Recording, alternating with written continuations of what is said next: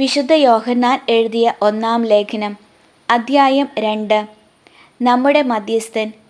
എൻ്റെ കുഞ്ഞുമക്കളെ, നിങ്ങൾ പാപം ചെയ്യാതിരിക്കേണ്ടതിനാണ് ഞാൻ ഇവ നിങ്ങൾക്ക് എഴുതുന്നത്. എന്നാൽ ആരെങ്കിലും പാപം ചെയ്യാനിടയായാൽ തന്നെ പിതാവിൻ്റെ സന്നിധിയിൽ നമുക്ക് ഒരു മധ്യസ്ഥനുണ്ട്, നീതിമാനായ യേശുക്രിസ്തു. അവൻ നമ്മുടെ പാപങ്ങൾക്ക് പരിഹാരബലിയാണ്, നമ്മുടെ മാത്രമല്ല ലോകം മുഴുവൻ്റെയും പാപങ്ങൾക്ക്. നാം അവൻ്റെ കൽപ്പനകൾ പാലിച്ചാൽ അതിൽ നിന്ന് നാം അവനെ അറിയുന്നുവെന്ന് തീർച്ചയാക്കാം. ഞാൻ അവനെ അറിയുന്നു എന്ന് പറയുകയും അവൻ്റെ കൽപ്പനകൾ പാലിക്കാതിരിക്കുകയും ചെയ്യുന്നവൻ കള്ളം പറയുന്നു, അവനിൽ സത്യമില്ല. എന്നാൽ അവൻ്റെ വചനം പാലിക്കുന്നവനിൽ സത്യമായും ദൈവസ്നേഹം പൂർണ്ണത പ്രാപിച്ചിരിക്കുന്നു. നാം അവനിൽ വസിക്കുന്നെന്ന് ഇതിൽ നിന്ന് നാം അറിയുന്നു.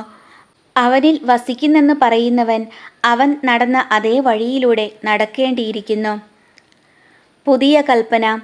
പ്രിയപ്പെട്ടവരെ, ഒരു പുതിയ കൽപ്പനയല്ല ഞാൻ നിങ്ങൾക്ക് എഴുതുന്നത്, ആരംഭം മുതൽ നിങ്ങൾക്ക് നൽകപ്പെട്ട പഴയ കൽപ്പന തന്നെ. ആ പഴയ കൽപ്പനയാകട്ടെ നിങ്ങൾ ശ്രവിച്ച വചനം തന്നെയാണ്. എങ്കിലും ഞാൻ നിങ്ങൾക്ക് എഴുതുന്നത് ഒരു പുതിയ കൽപ്പനയെക്കുറിച്ചാണ്.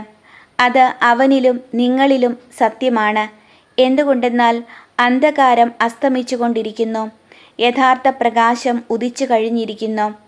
താൻ പ്രകാശത്തിലാണെന്ന് പറയുകയും അതേസമയം തൻ്റെ സഹോദരനെ ദ്വേഷിക്കുകയും ചെയ്യുന്നവൻ ഇപ്പോഴും അന്ധകാരത്തിലാണ്. സഹോദരനെ സ്നേഹിക്കുന്നവൻ പ്രകാശത്തിൽ വസിക്കുന്നു, അവന് ഇടർച്ച ഉണ്ടാകുന്നില്ല.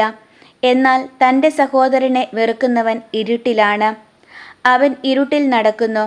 ഇരുട്ട് അവൻ്റെ കണ്ണുകളെ അന്ധമാക്കിയതിനാൽ എവിടേക്കാണ് പോകുന്നതെന്ന് അവൻ അറിയുന്നില്ല. കുഞ്ഞുമക്കളെ, ഞാൻ നിങ്ങൾക്ക് എഴുതുന്നു, അവൻ്റെ നാമത്തെ പ്രതി നിങ്ങളുടെ പാപങ്ങൾ ക്ഷമിക്കപ്പെട്ടിരിക്കുന്നു. പിതാക്കന്മാരെ, ഞാൻ നിങ്ങൾക്ക് എഴുതുന്നു, ആദി മുതലുള്ളവനെ നിങ്ങൾ അറിയുന്നു. യുവാക്കന്മാരെ, ഞാൻ നിങ്ങൾക്ക് എഴുതുന്നു, ദുഷ്ടനെ നിങ്ങൾ ജയിച്ചിരിക്കുന്നു. കുഞ്ഞുങ്ങളെ, ഞാൻ നിങ്ങൾക്ക് എഴുതുന്നു, പിതാവിനെ നിങ്ങൾ അറിയുന്നു.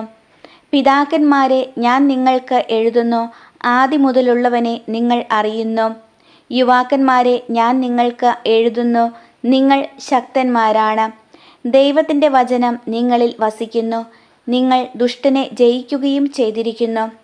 ലോകത്തെയോ ലോകത്തിലുള്ള വസ്തുക്കളെയോ നിങ്ങൾ സ്നേഹിക്കരുത്. ആരെങ്കിലും ലോകത്തെ സ്നേഹിച്ചാൽ പിതാവിൻ്റെ സ്നേഹം അവനിൽ ഉണ്ടായിരിക്കുകയില്ല. എന്തെന്നാൽ ജഡത്തിൻ്റെ ദുരാശ, കണ്ണുകളുടെ ദുരാശ, ജീവിതത്തിൻ്റെ അഹന്ത, ഇങ്ങനെ ലോകത്തിലുള്ളതൊന്നും പിതാവിൻ്റേതല്ല, പ്രത്യുത ലോകത്തിൻ്റേതാണ്. ലോകവും അതിൻ്റെ മോഹങ്ങളും കടന്നു പോകുന്നു. ദൈവഹിതം പ്രവർത്തിക്കുന്നവനാകട്ടെ എന്നേക്കും നിലനിൽക്കുന്നു. ക്രിസ്തുവിൻ്റെ വൈരികൾ.